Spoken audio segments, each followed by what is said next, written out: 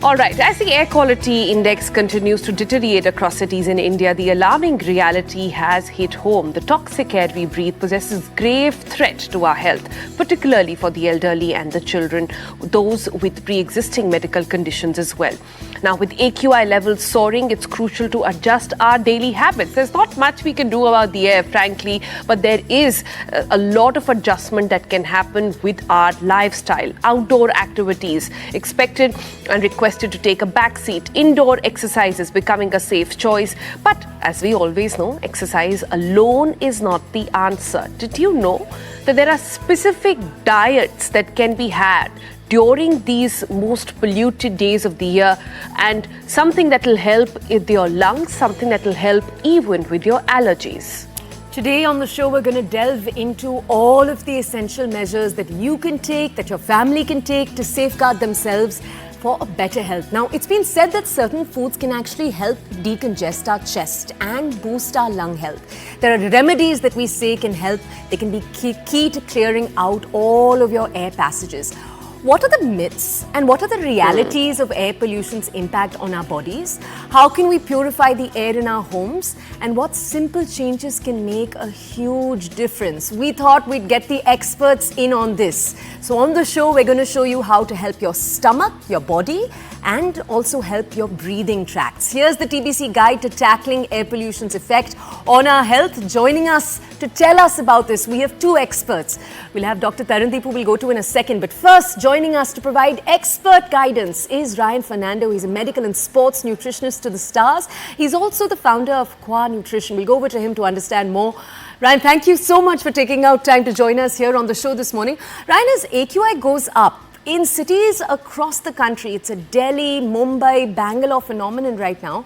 Tell us, should our relationship with food change as well? So, the lungs, which is getting affected with the air pollution, they're one of the major organs in detoxification in the body. And for me, for years, I've been working with your Olympic level athletes and how we can improve athletic performance, which means can I get better oxygen into the body? So the lungs is a key organ that can enhance performance, but in this case, the lungs is also an organ that's getting damaged. Now, if you Google up turnover rate of cells in the human body, we turn over the epithelial cells in the lungs at 1% per day, and a certain number of other lung cells every 7 to 10 days. So what's happening is that this pollution is literally going in and choking up your lung cells. So now what's the solution to the problem? The human body has inbuilt protection mechanisms, otherwise everyone would be popping and falling dead. The protection mechanism is your body's ability to have antioxidants production. So if you remember in school, oxidation means rusting. So this pollution will create rusting in your lungs. You need antioxidants, and body has its own, let's say, municipality cleaning system. But unfortunately, for those who are weaker, older, children, the production of antioxidants is a little bit low, and hence we tend to get bronchitis or any lung disorders. So there is a lot, in my opinion, which people have not talked about in the food department, which is foods you should be taking to protect your lungs and foods you should be avoiding because that would further aggravate the already incoming pollution. Right. I love the analogy of body's own municipality to clean up the lungs and clean up the system this time of the year. So what are these antioxidant foods that one can look at? So number one is we know that oxidation happens with high sugar and high fat foods. So during the season of pollution, it's also Shadi ka season across North India. A lot of people are doing high amounts of fried foods as well as sweets. So I would say if you're a person whose lungs are getting congested, you're getting affected, avoid the high sugar and high fat foods. The second thing to do is to avoid foods that will produce more mucus in your lungs. So foods, if you are allergic to dairy, which is milk or curd, or banana. A lot of people may find mucus production higher with such foods. Personally, if I eat peanuts, I get more mucus production. So for those of you who are sensitive out there, I would recommend a food intolerance blood test report. Why? Because you can't control the pollution, but you can definitely control your nutrition or your diet or your choice of foods. So in such a case scenario, if you have a severity of lung disability, then I would suggest do the food intolerance test to know which foods you should not be eating. And there's no one size that fits all. So Ryan Fernando cannot tell you, oh, don't eat peanuts or don't have milk. For one child, it might be milk, and for another grandparent, it might be a True. banana. So figure out what causes more mucus and try and avoid those foods. Okay, the same way, are there foods that our audiences can just assume are good for lung health, just overall? Wonderful. Now, we are on the breakfast show, and basically, research has shown there is one antioxidant called N-acetylcysteine. We use this in Olympic sports to open up the lungs, which means enhance the breath rate and oxygen uptake. Now, N-acetylcysteine can be found in black tea. That is black tea without sugar, black tea without milk. So just now my son is having a cough and I asked my housekeeping to make him a cup of black tea. And he's like, I don't like the black tea. And I was like, but the black tea will help open up your lungs. It's a mucolytic, meaning it will break down the mucus. So that's one natural way. Dark chocolate, not the chocolate with lots of sugar in it, but 70 to 90% dark chocolate has high levels of polyphenols. So there's a whole range of all of these guys, and one of the most powerful to protect your body against this constant damage, because people don't understand that as the pollution is beating you up, like I see a lot of people training for marathons and going exercising out. In fact, I would advise people not to train during this period. Train at home, Yeah. in your house. No, treadmill running is not good. Cycle inside the house is not good. It's actually good because your house has a lower AQI with your air filters on. Trying to go out early morning, I'm seeing clients who do get lung damage. So in the food department, I make a chocolate milkshake or hot chocolate or a beverage. And if you want to take it a little bit further, you can do chocolate pancakes, chocolate dosa, but the dark chocolate. And then flax seeds have the highest polyphenol content, which is very good for your lungs. So I think in Hindi it's called alsi. So if you can have a teaspoon of crushed flax seeds once a day, that should also help you. Without a doubt, all the vitamin C rich foods, which would include amla, citrus foods, guava, if they agree with you, this immune boosting from vitamin C is a thumbs up. Right. So very sort of delightful and yummy sort of advice on lung health is coming in. Quite nice to see that. But if you were to look at it on the whole, our eating habits, is there a sort of anti-pollution diet that one can look at, some food habits to inculcate during this time of the year when the air gets bad? A few things that we do. We tend to reduce the carbohydrates during this period because of the higher diabetic predisposition for older people, which the sugar doesn't allow you to fight infections. Now, this infection is not so much a bacterial infection or a viral infection in your lungs, but it's more like a foreign body coming in, but the body still says, hey, this is an infection. And if I've got high sugar levels, high carbohydrate diet, I tend to be more sluggish in fighting these infections. So blanket rule would be eat more vegetables, eat foods that have higher protein and lesser carbohydrate. This is one viewpoint that I give to all the elderly people. The second is to try and eat earlier rather than later. So have your last meal by 7 o'clock in the evening. So it gives your body enough of time to digest, because when you go to sleep, there's something called as the sine wave sleep, which is the deep sleep which releases stem cells. So the longer sleep that you get and the gap of 3 hours before you go to sleep allows you to secrete higher ratio of stem cells. Who are stem cells? Stem cells are like these beauty cells which go in and repair your body. So if your lungs were damaged with external air pollution during the day, I'm thinking deeper sleep will release sine wave for older, deeper sleep will be caused in the sine wave part, and stem cells would be released, and that stem cell would help the older people. And one tip that I give all my elderly clients who are there in North India is walnut and chamomile tea at night. So melatonin, which is found in walnut naturally, and chamomile's boosted deep sleep help the body's other detox system, which is the kidneys, work better. And therefore, I prescribe that to the older people, because if your lungs are not detoxing well because they've been given a thappot or a slap or a damage because of this pollution that you can't control, well, you can at least make your kidneys work a little bit better. And for your liver, beetroot, chukandar, has got something called betaine in it, which is the most powerful antioxidant for the care of the liver.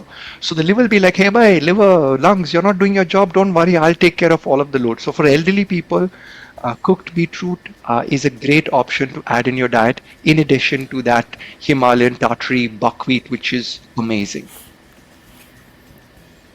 These are such learning rich answers. Can you tell us, we've talked a little bit right now about the elderly.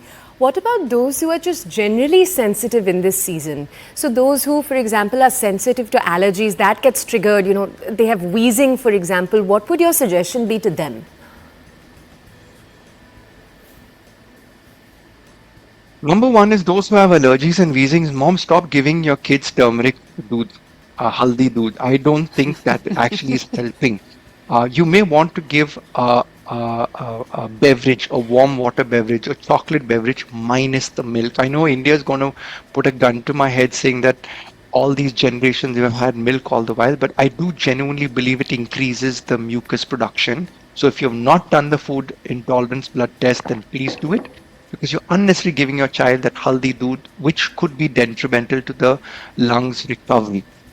The other part is that the children need to wear the mask. I've worked with many doctors who send their clients to me, and they categorically tell me that the N95 mask is the most perfect mask to prevent 99% of the pollution, I think, from going inside. So who's the culprit over here? The culprit is airborne.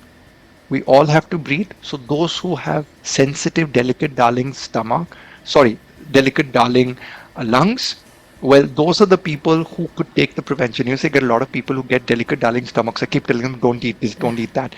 But with air, I can't tell people, don't breathe. So you wear the mask, and that's really, really important. And because it's a cold season, you could improve your dry fruits. The black kismis has got high resveratrol, another beautiful antioxidant for the lungs. You've got pistachios, which got the highest arginine content. Arginine is an amino acid that does vasodilation, which means it dilates the blood vessels, which means there will be better blood circulation in the lungs. And then we've got my favorite, which is walnuts, which help in deeper sleep, and the omega-3. Research is showing that omega-3 is one of the best nutraceutical agents in lung cancer. Now, we're not talking about lung cancer, but if lungs are damaged, omega-3, diets high in omega-3 are really beneficial. So our vegetarian sources of omega-3 is your flaxseed, methi, and your walnuts. We could also use chia seeds.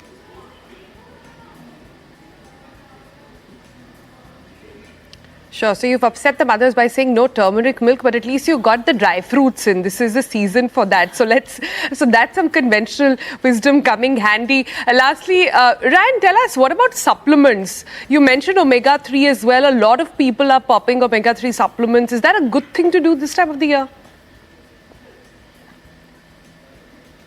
Whilst I do generally give public advice on my Instagram profile and on my podcast, I always tell people, please consult your medical physician, family doctor, your doctor neighbor who's got a medical degree, or go to your medical dietitian or nutritionist. Having said this, there are a lot of nutritional supplements that can help people protect their lungs. My number one is get a blood test and check your vitamin D levels. Research in Japanese schools have showed that children's coughs and colds reduce in the winter season on vitamin D supplementation as compared to vitamin C supplementation. So my vitamin D is the bar of all the supplements to be had only under the advice of your doctor. And then comes vitamin C. Try and take vitamin C naturally from your oranges, santras, your amla, guava, those sort of things. The other two supplements that are big in my dictionary will obviously be N-acetylcysteine, which I talked about, which is found in black tea and sunflower seeds and various other foods. It's found in small quantities. The dosage again is dependent on your nutritionist, who's a medical expert, or your doctor who knows about nutrition and would give you an acetylcysteine. We use them in coughs and colds to clear up the mucus. So those who have a problem should be taking it, not those who don't have a problem should be taking it. And then there are antioxidants that can be taken, like selenium and vitamin E. So vitamin E, the best source in my opinion is almonds. So badams, please have 5-10 badams if you're not overweight. If you're overweight, you could take a nutritional supplement of a vitamin E. Please note, vitamin E in nature comes in 8 forms. And in a supplement, it comes only in 1 form. So you're better off taking vitamin E from foods which come in nature. So I'm all about first foods, then supplements. And you only take a supplement when you've taken all the foods correctly. And by doing this, you give your body a fighting chance to absorb all nature's natural nutrition.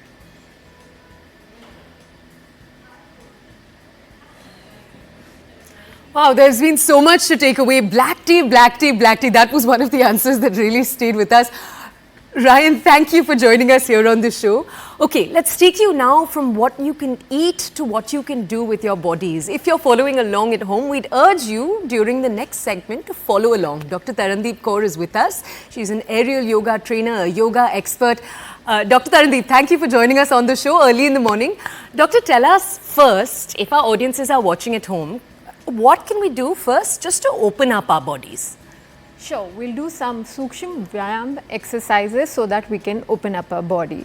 So starting with Tadasana, stretch both the hands above your head and on your toes and start walking. You can do 3 to 5 rounds of Tadasana. It's also very good for children to increase their height and to increase the length of your spine. Now we'll do something for our wrist. So rotate your wrist clockwise and anti-clockwise. As in yoga, wrists play an important role, so it's very important to use the wrists. And now we are going to open and close our fists for some movement of the fingers. And now we are going to do some exercises for our shoulders to open up the shoulders. So rotate them completely. Make sure both your shoulder girdles are touching each other. And open up your chest. Inhale as you take the shoulders up. Exhale as you bring them down. And anti-clockwise, same thing. You can do 10 rounds of them each side. And now some exercises to flap your arms for the movement of the forearms. Inhale as you take the arms up, exhale as you take them down. And now we are quickly going to do some stretching for the sides. So keep your left hand on the other side of your waist and take the arm down. Repeat it on the other side. Inhale as you go up. Exhale as you come down.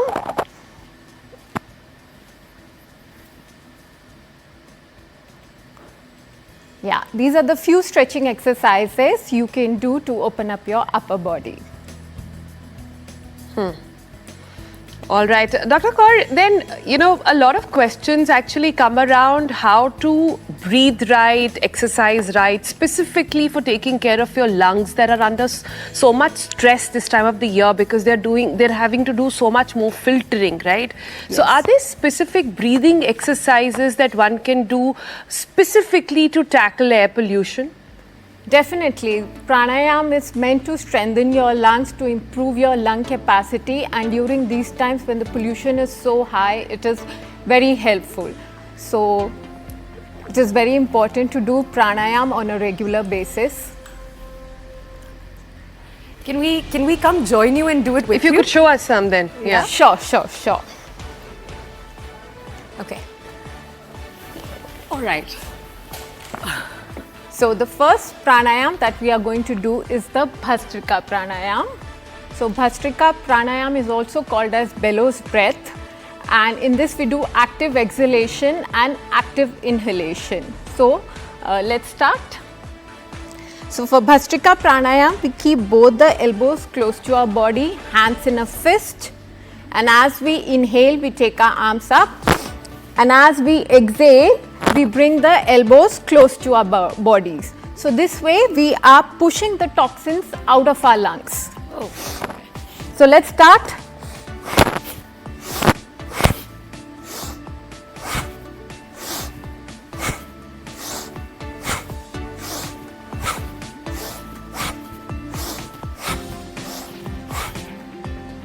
So this helps in respiratory disorders like asthma, bronchitis. It also helps to cleanse your lungs, bringing out all the toxins and clears the congestion. Are there any people who shouldn't be doing this one? Yes, it has few contraindications. So people with hypertension and cardiovascular disorders shouldn't be doing it, as well as pregnant women and menstruating women. Okay. So moving on to our next pranayam that we are going to do, it is called as Kapalbhati. So Kapalbhati comes from the word Kapala means skull and Bhati means shining. That is why it is This is the shining forehead one, huh? Yeah. Correct? Okay. Absolutely. So this also helps in weight loss, and since it strengthens your diaphragmatic muscle, so it is very good for weight loss also, as it increases your metabolic rate. So let's start. In this, the difference is from Bhastrika that in this we only do active exhalation. Inhalation happens on its own, so it's passive inhalation. So for this, hands in Gyan Mudra, the tip of your thumb touching the tip of your index finger, spine straight, chest expanded, close your eyes. Can you tell us what you're doing though, so we can... Yeah. So you are expanding your diaphragm. Okay. So look at it. It's active exhalation, and inhalation is very passive. Wow. Okay. So for beginners, you can do 10 to 15 breaths and 2 to 3 rounds of this. And as you get used to it, you can increase your breaths and the duration. So this is also very good for releasing all the toxins out of your body. It also helps to increase your focus, concentration.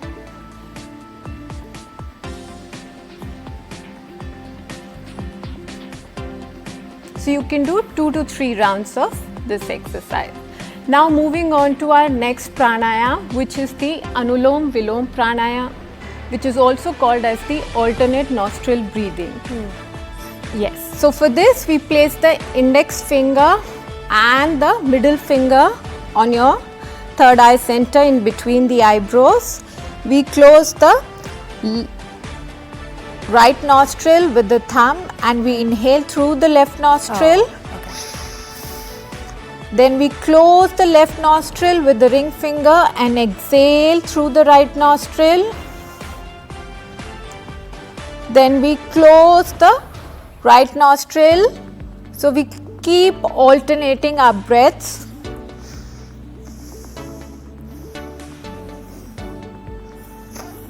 Can I ask you, doctor, this season a lot of us have clogged noses though. Yeah. So if you aren't able to breathe then from one side, what happens? So this again, it is clearing all your sinuses of all the phlegm. So however deeper your breath could be, so you know it's always like one nostril you breathe better than the other. This is for clearing all the sinuses and the respiratory tract, and again increasing your lung capacity. Again, this is very good for patients suffering from BP and cardiovascular disorders and respiratory disorders like asthma, bronchitis. It also helps to balance all your doshas, the vata, kapha and pitta. So it has multiple benefits.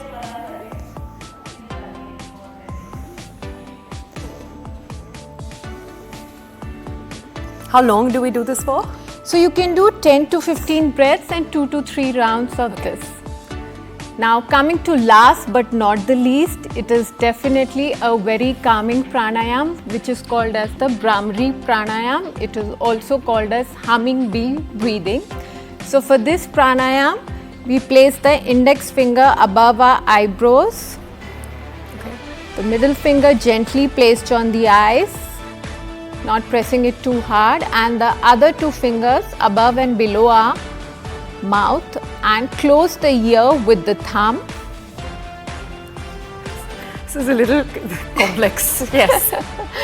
So we take a deep breath, inhale and exhale, and produce a deep humming sound. Spine straight, chest expanded.